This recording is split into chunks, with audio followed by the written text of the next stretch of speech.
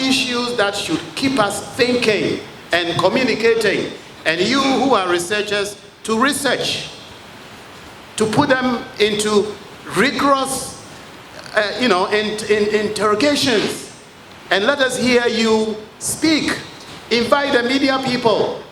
Enough of the negativity of UEW. Let people hear something good about UEW. It was heartwarming to hear the grassroots president from Legon referring to us as a reputable institution of higher learning. Indeed, we are.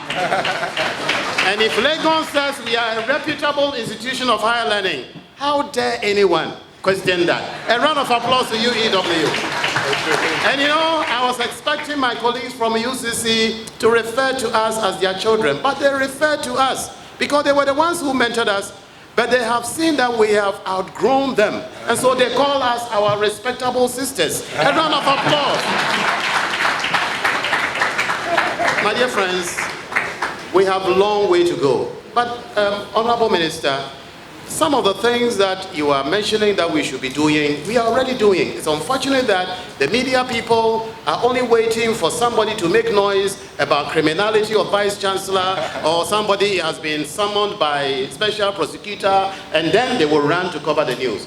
For example, Honorable Minister, this university has received this year over 55,000 applications for people who want to. I thought you were going to shout and applaud.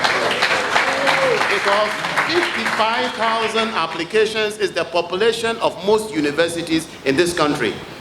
And we have already processed about 20,000 of them. We have determined, Mr. Minister, that this year we are going to admit 40,000 students. We are challenging ourselves.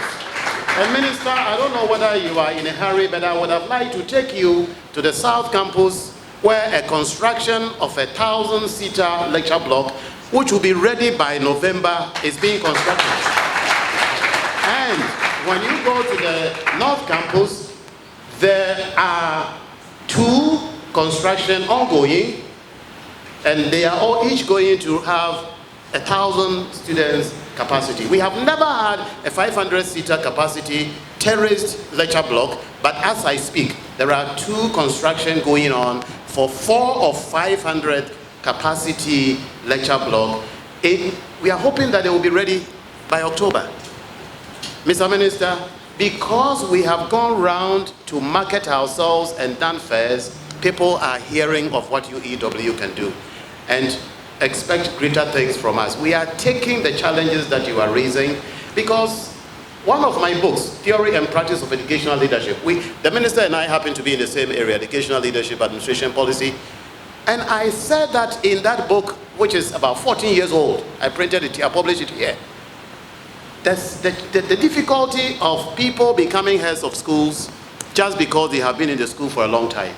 We thank God that now the noise we were making in the books 14 years ago have now been echoed by someone who has more power and is in leadership position and is making good use of it.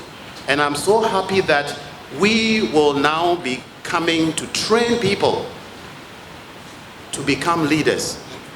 Leadership is not something that you become, but people, even though they may have gifts and expertise and talents, must also receive certain training. And that is what UEW is promising the Honorable Minister. We are poised to doing it. We have more than 10 people in the discipline that we are talking about who can do that. And so we thank you all for coming. Let us hear more from you, our dear graduate students. And I don't want you looking at yourselves as people who are waiting to become. You are already our colleagues. We expect you to be challenging us, to be confronting us, to be raising questions, to be approaching us so that we can be collaborators in research, because we are in this together. I want to thank you for the honor, and I hope that we can sustain this wonderful thing that is ongoing in our university. And all of you, we are very grateful to you, especially the Honorable Minister, for coming. My advisor is asking me to say something else. What is it? Oh, Honorable Minister. Yes, this one I want to stand. Honorable Minister, sorry to put you on the spot, but By this time next year, Honorable Minister, we are going to be close to 90,000. There is no university in this country with that type of population. When we got financial clearance 2 years ago, Mr. Minister, we had 121. Even though at that time our population was about 60,000, 50,000, close to 60,000. We got 121. At that time, University of Ghana, Legon, which population was much less than us, got 402. 405. 2 years down the line, Honorable Minister, University of Ghana, Legon has been giving financial clearance for 300, UEW 0.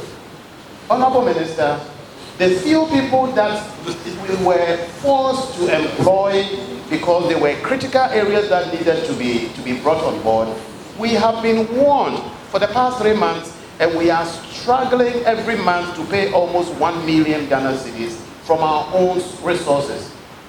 So we are praying, we are pleading, if you can use your powerful influence and good offices to help us with at least 300 financial clearance so that we can employ people.